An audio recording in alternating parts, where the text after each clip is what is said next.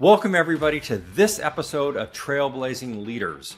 I'm excited to let you know that if you stay to the very end, our brand new e-guide for CEOs is now going to be available to how to gain the magnificent manager competitive advantage. You're going to be able to quickly see the 12 behaviors that transform good managers into magnificent managers, those managers who increase employee engagement, attract A-level talent, retain great talent, and end up increasing customer satisfaction, sales, and profit growth. So please stay with us to the end. And now it is my privilege and honor to introduce our very special guest for today's show, Angela Cheng-Cimini. She is the Senior Vice President of Talent and Chief Human Resource Officer for Harvard Business Publishing, one of my personal favorite reads, Harvard Business Review, and many of the Harvard publications. I can never get enough of them. We love to hear that. Thank you, yes, Russell. I'm an avid fan of what you produce. She's committed to developing and deepening employee skills that increase employee engagement and retention. Angela leads the employee engagement initiatives such as the importance of discouraging after-hour work emails while encouraging a healthy work-life culture. Angela, we all need this. We all need your passion. She's passionate about promoting diversity, equity, inclusion. As part of that commitment, she is very involved in the Asian American community. She has been involved in the Ascend Leadership, the largest pan-Asian nonprofit organization in North America. I think one of the philosophies that makes Angela a trailblazer in her own right is her enabling employees to define their own career journeys and create growth opportunities that are mutually beneficial to both the individual and the business. And this is a topic that I'm passionate about and I hope we're going to get into today. So it's my honor, Angela, to have you as my guest on this episode of Trailblazing Leaders. And why don't we start with a little bit about your journey and who you are and how you got to the role you're at right now. It's been so far about a 30-year career arc. My father actually helped me identify my undergraduate course of study because who knows what they want to do for the rest of their life when they're 17? Nobody. Not me. So for all you up-and-comers, if you haven't yet found your way, know that you're not alone. But I knew that I wasn't a STEM kid, and I thought I wanted to do something businessy. And my dad found this curriculum at Cornell University with the Industrial and Labor Relations School. And I took a course that was very heavy on HR, organizational psychology, or behavior, labor economics, compensation, and have never really looked back. And I'm blessed to have found my calling. And I think I pretty much took a very traditional path, associate to supervisor to manager. To now, I'm very grateful to be at the head of HR for, this really amazing organization. I've mostly been a generalist, although I've dabbled in a few specialist roles. And what I really like about that is that I know that I'm not the expert in any one particular area. So I really rely on the people around me to bring forth what they're really strong at, and then we bring it together to make the best possible solutions. That's fantastic. So Angela, if you find me going like this during our conversation, it's because I have one fly in my office and that fly likes to find my face. So it might happen. I can't figure out where he is, but he shows up unexpectedly here. Angela, given that background that you have, I'd like to start in this topic that we both believe in, helping the individual contributor develop their own career journey and growth that is mutually beneficial to both them and the organization. Can you unpack that a little bit? And maybe I can build to it about why you came to that and how you have found that work for you in the organizations you're leading. Well, I'll start sort of tactically, and then I'll talk philosophically about why I think that's so important. So tactically, when I arrived at HVP 2.5 years ago, I started sitting in on exit interviews. It was sort of just right before the Great Resignation was cresting. And I wanted to understand why people were leaving this organization just as I was choosing to join them. And the most common answer was lack of career development. People couldn't envision themselves in a role beyond the one in which they were in today. And that's actually it remains one of the top 3 most common reasons people leave an organization, right? It's not pay, usually, right? It is about the level of fulfillment they get from the work that they do. So I said to him, well, that's a problem we can solve, right? If it's pay, there's a lot of levers that you have to pull. But if it's career development, it's absolutely in our wheelhouse. So we embarked on a 9-month journey to identify career families, to identify the specific competencies, what that looked like in terms of success, and then what were the support mechanisms we needed to provide so that people could sort of choose their own adventure, so that they didn't have to only pursue a linear or sequential path, that they could take their skills and follow them wherever their interests lay. And since that time, it has become a flywheel to all of our other people systems. So how we recruit. So if I know I need a sales director, I can go to the career pathing model, look at the sales career ladder, look at a director, know what competencies and know what level they should be at, how they manifest those skills. If I'm in marketing and I want to move into HR, similarly, I can see what's transferable from marketing and port that over to HR. And so now people have a much more clear sense of how they can design their career ladder. Philosophically speaking, what I have observed is something that I've been talking quite a bit about, which is the hyper-personalization of the employee experience. So if we think about Amazon knows when I'm about to run out of my favorite shampoo and can have it delivered to me that afternoon if I so desire. Netflix knows what movies I like to watch. And Spotify can suggest new music artists to me based upon my taste. Organizations and employers absolutely should be doing the same, right? We have now taught this whole generation of digital natives to expect everything now and just the way I like it, right? They want to work when they want to work, how they want to work, and where they want to work. And organizations that continue to fight that, I think, are fighting a losing battle. So the employee experience is very much the same way. How do I want to acquire new skills? Is it in a classroom? Is it on the job? Is it some combination of both? Is it through mentoring? How do I want to get paid? Maybe I'm more risk averse and I want more upside in the incentive portion. Or maybe I really want to protect my base. Maybe I want my benefits to cover better care for cancer because it runs in my family and worry less about heart disease because that does not. So I really think that organizations have to be much more intentional about meeting employees where they are versus a cookie cutter approach that applies to everybody. I want to just ask a follow-up on that, which is what has been the reaction from your team, from the associates with this? How have they responded to the clarity of the ladder, the communication, and the options that are above? So I will say what we've heard is that it's a great start. The program has really only been in place now, I think, 1.5 years. And while we have seen internal mobility improve, there are still pockets of the organization that quite haven't figured out what it means for them personally.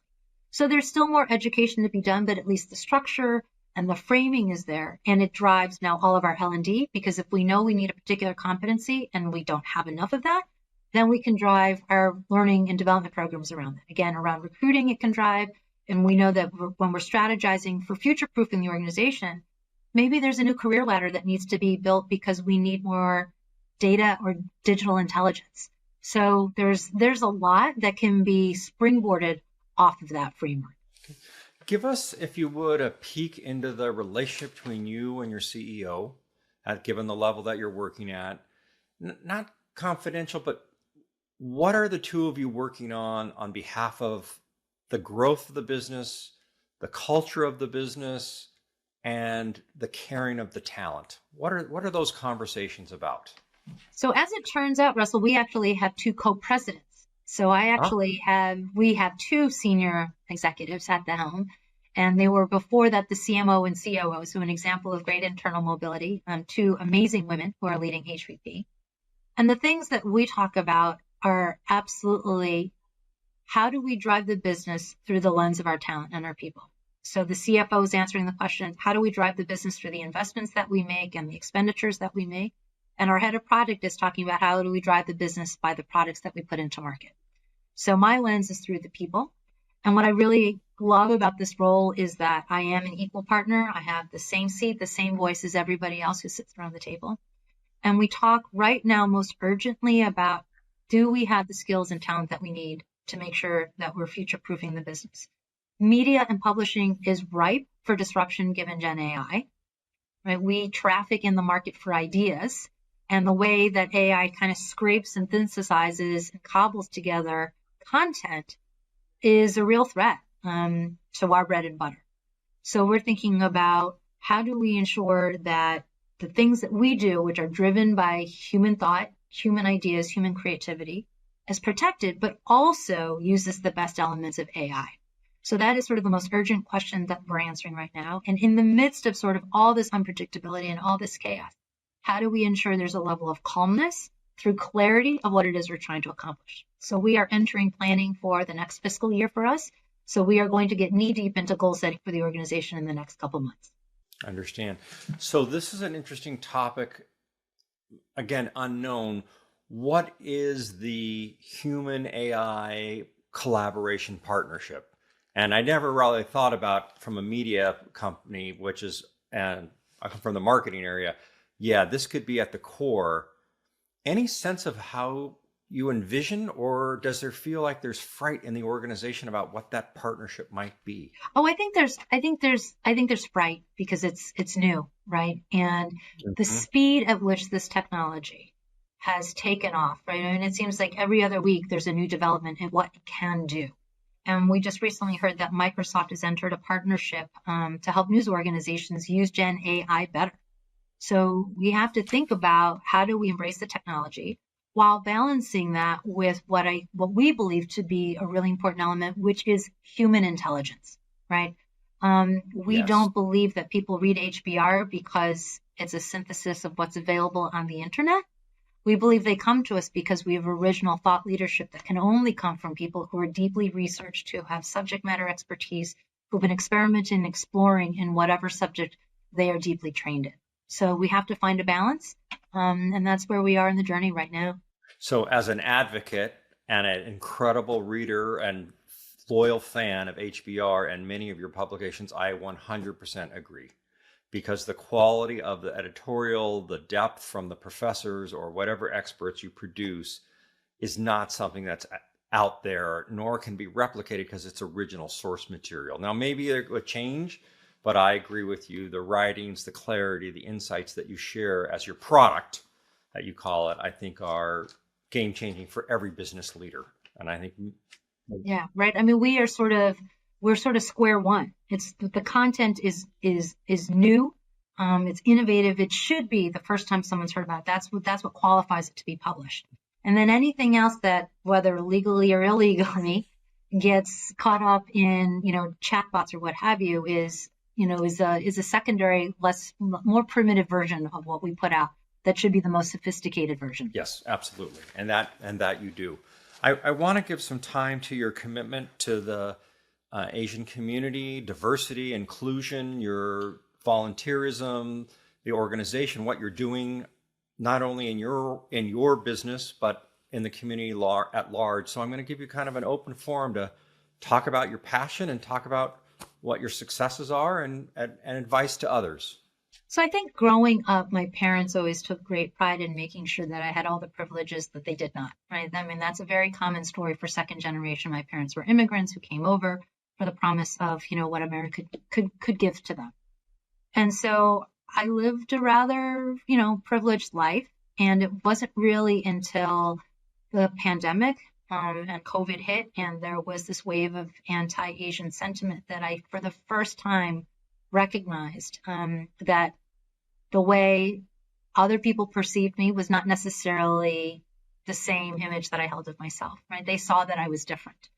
My children are biracial, and so they straddle sort of both cultures, the East and the West. And I wanted desperately to find a community that had my lived experiences. My husband is the greatest supporter of me that I could ever hope for, but right, he doesn't have my childhood. He doesn't have the cultural influences that I had. So I wanted to find people who understood that, and that came through Ascend Leadership. And what I really enjoyed about that was I didn't have to explain myself, and I could find community, I could find a sense of belonging. And while I always understood that in the context of the HR work, the DEI work was really the first time I internalized that deeply, because I would step outside of my house during the height of COVID and wonder whether or not I was going to get spit on, or whether I was going to hear some slur. Terrible.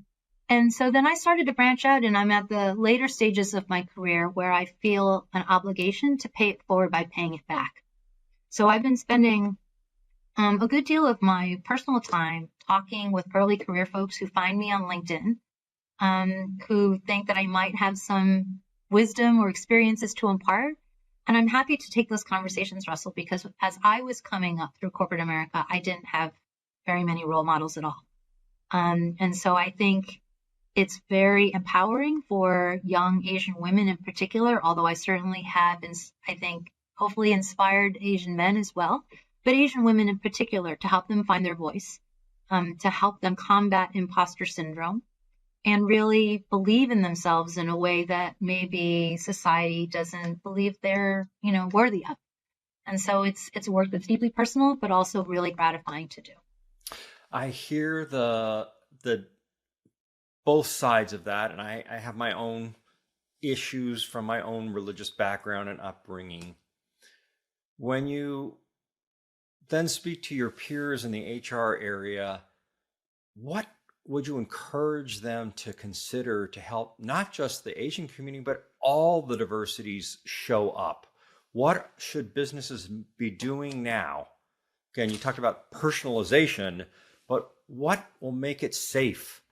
What have you done to make it safe for people to show up authentically with courage, however and whoever they might be? So one of the things that I did at a previous organization was we invited employees to tell their own story. So we had someone who was Palestinian who wanted to tell his story. We had someone who was Native American. We had someone who came from a deeply religious Mexican community who came out of the closet. And whether or not you were comfortable with how they move through society, this was their story to tell. And so it was very disarming, right? This wasn't an invitation to debate or contest what was right or what was wrong, what was immoral, what was not. You were there merely to hear the perspective of someone else and to maybe walk half a mile in their shoes. And it was an experience that a lot of people said, wow, that is really enlightening, because these were their colleagues. These were people they considered friends at work. And if that just did a little bit to dismantle some bias or discrimination, I call that a win.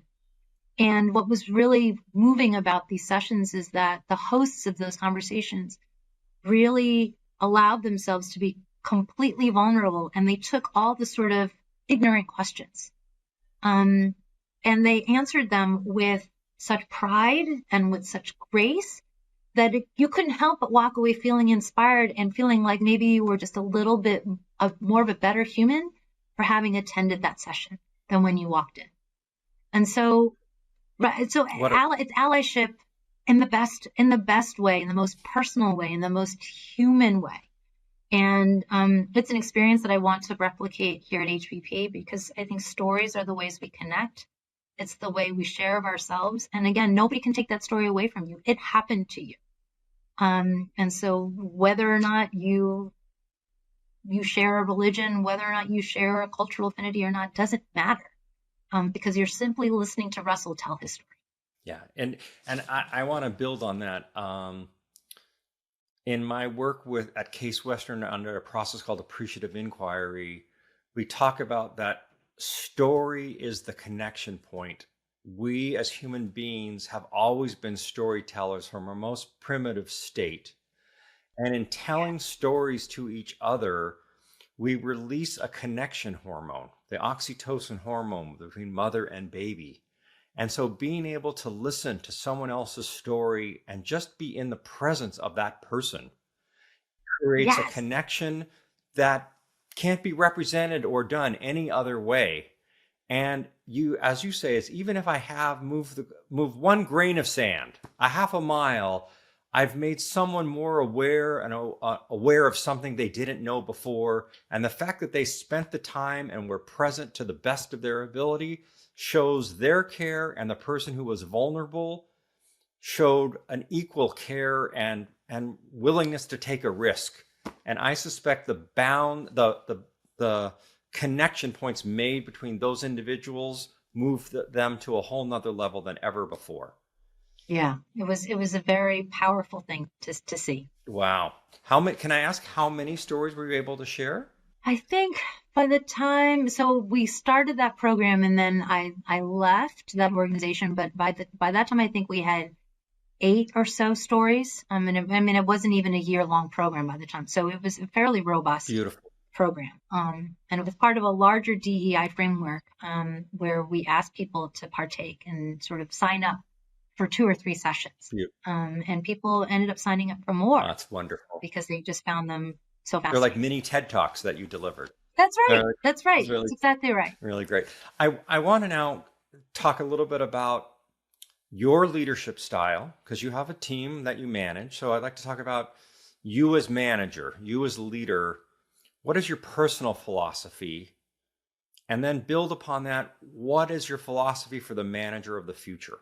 So what I have found really, really liberating, and it's an irony that I could have never predicted when I was a newer manager, which is I do not have to be the smartest person in the room. That is an incredible burden to bear. And when you over-index on that, it comes across as this haughtiness and arrogance that does nobody any good.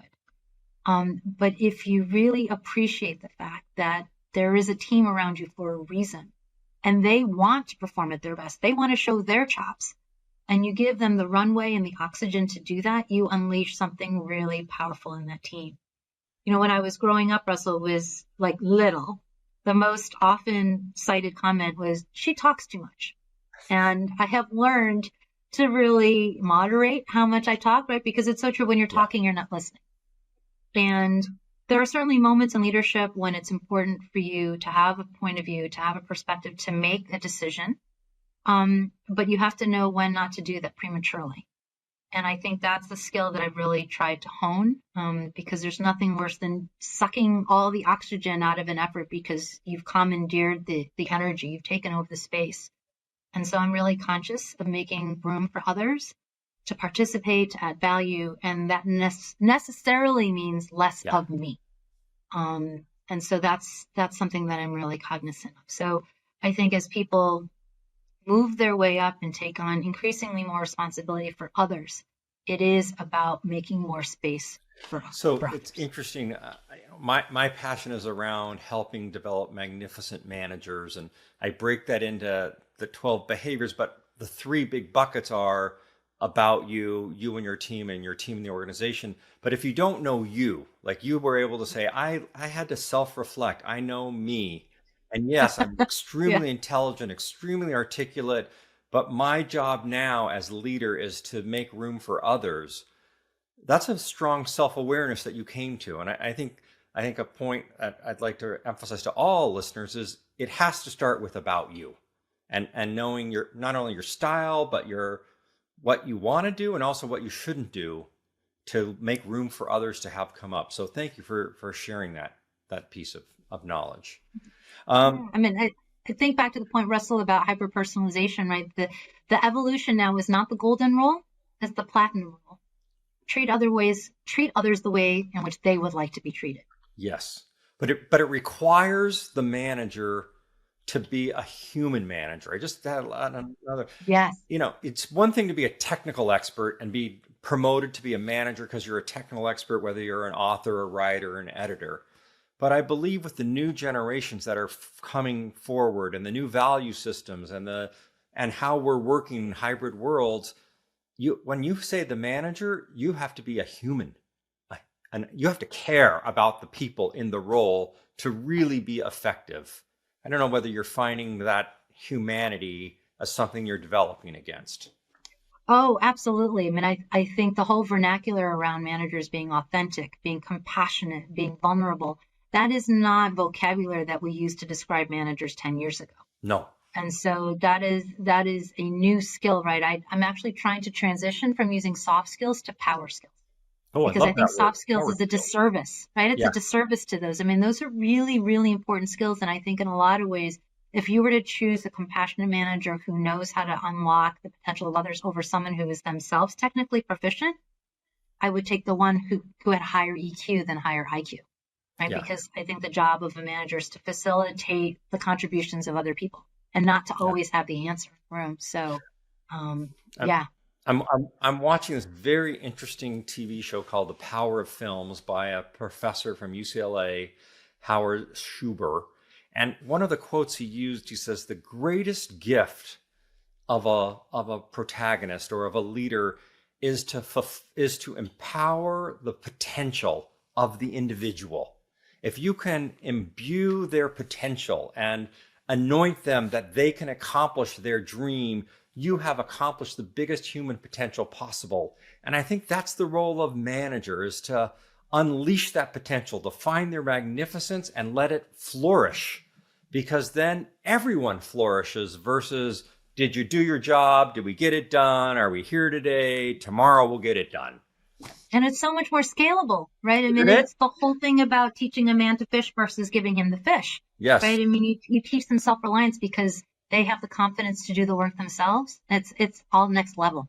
Yes. And of course, then what are they like? To stay, to give all of themselves, Yes. to be there, Yes. to attract others. I mean, it's this Virtuous wonderful, cycle. Yeah, wonderful absolutely. cycle of cultural growth when the manager is human, and that human connectivity creates flourishing among others. So let's conclude on the wisdom to the up and coming.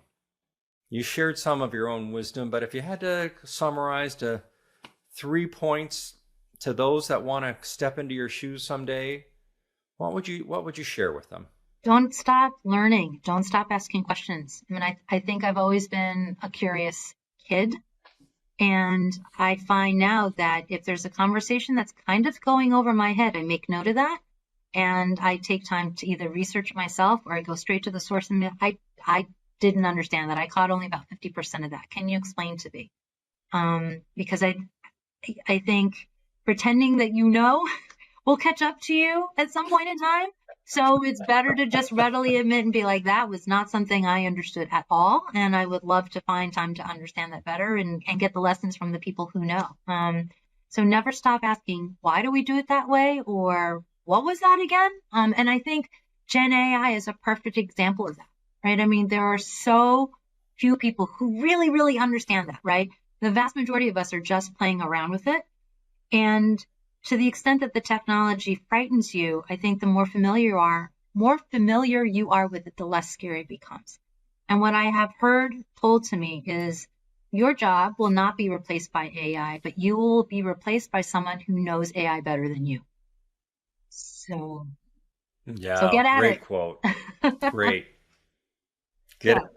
Let's get going here in that regard. Any third point on the lesson? We have the curious mind, the question, the learning. And that was, you know what? You have to learn the underpinnings and what AI is going to be so no one takes that job. How about the future of being an HR professional? So there's a statistic out there right now, Russell, that says 1/3 of employees do not want to become managers because they see that it's a grind.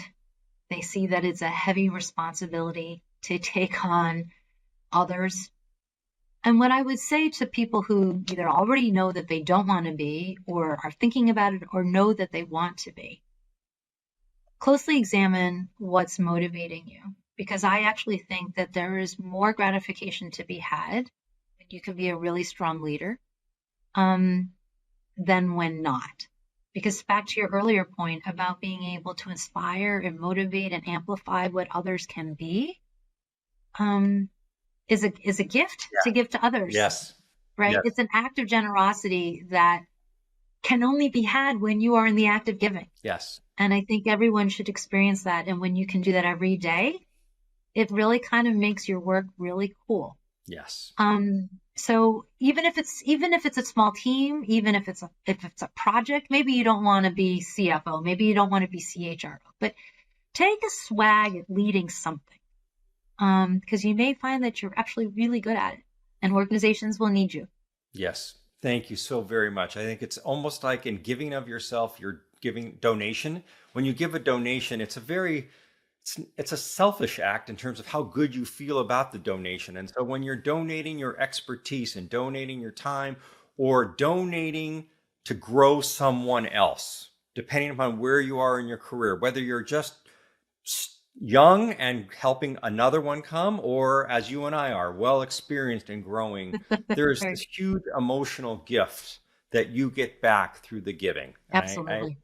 appreciate that. So, Angela, I want to just thank you for being my guest today, and I appreciate your time in this conversation, and want to thank you and all your team at Harvard Business Press for the wonderful products you produce. They make me smarter every day, and really, I wish you a great day. So thank you so very much. Thank you for having me, Russell. So I want to summarize the key points from our conversation we had with Angela. She talked about the critical importance of allowing all senior leaders at the table with the CEO to come together with an equality to look at the business through their unique lens, whether it be the lens of innovation, the lens of finance, the lens of people and talent, that trust and open collaboration is really required. I think the other thing Angela talked about was the new age of HR development in terms of personalized HR, meaning being able to deliver the type of development, the type of career pathing, the type of skills, when and where and how an individual wants. That this open flexibility is required because our new generations coming into the workforce, that's what they're trained for. That's how they expect things to be. And if they don't get it from your company, they will get it from another organization. The third point I really love that Angela talked about was power skills, not soft skills. That being a human manager, being able to help individuals flourish by having authentic connections, being able to tell vulnerable stories about one another, helping individuals know where they want to go, how to grow their career. Those are not soft skills. Those are the essential skills of what's required to be a magnificent manager. And then finally, I think Angela talked about for those who are up and coming to always stay curious, to be asking questions, to be studying, to be learning. She talked about the concerns as it relates to AI and the human partnership and the fact that your job's not going to be replaced by AI, but it will be replaced by someone who knows how to use it better. So now is the time to jump in and learn and really understand the mechanics in large machine learning and that difference between original source creation and original research and an original human ideation and thought. Don't be afraid to be a manager. Now, not everyone wants to be and take care. A lot of people are just great at their individual contributor role and being an expert at a certain type of skill set, whether it be engineering or marketing. But that when a manager is giving to another, when they're able to unleash the human potential and help another flourish, they get back a gift in return. And so in giving to one another and teaching of another is the opportunity for you to gain a certain sense of self-esteem and magnificence by being of value and of service to another. And finally, her point was, and one of the lessons she learned is, it is the job of the manager, of the leader, to make room for others. They don't have to be the smartest person in the room, but they need to recognize that their job is to empower their team, to let other people shine, and to enable and empower those individuals to bring out their brilliance and brightness to attack and solve whatever problem might be ahead. And it was a wonderful conversation, and I'm really grateful for Angela's time. And I want to remind all the listeners before we wrap up that our new e-guide, The Magnificent Manager Talent Advantage, is now available, that you can get it on our website at kernandpartners.com. It is rich with high-value content for you. It's going to tell you about the 3 areas of focus that help you become a magnificent manager, the 12 behaviors that you want to practice to gain the competitive talent advantage. So I encourage everyone who's listening to go to the website, download our new e-guide. I know you're going to enjoy it. Thank you for listening to this episode of the Trailblazing Leaders podcast. If you want to check out more episodes, you're going to find them on all major streaming platforms such as Spotify, Apple Podcasts, and of course, YouTube. The podcast is also available at our website at kernandpartners.com. Thank you for being with us today, and we'll see you on our next episode.